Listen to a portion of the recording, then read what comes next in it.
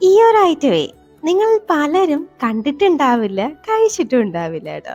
അപ്പോഴ് തക്കാളി എടുത്ത് നല്ല ബലം കൊടുത്ത് ഇതുപോലെ നന്നായിട്ടൊന്നങ്ങ് ഉടച്ചെടുത്തിട്ട് ചതച്ച കുഞ്ഞുള്ളി ചേർക്കാം.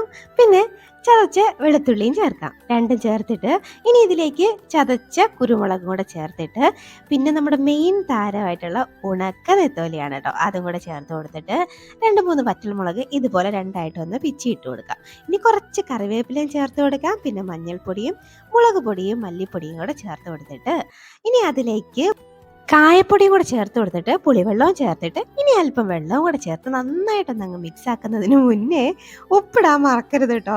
അതും കൂടെ ചേർത്ത് നന്നായിട്ടൊന്നങ്ങ് മിക്സ് ആക്കിയിട്ട് അടുപ്പത്തേക്ക് വെച്ചിട്ട് ഒരു 2, 3 തിളയ്ക്കുന്നവരെയും ഒന്ന് വേവിച്ചെടുക്കുക.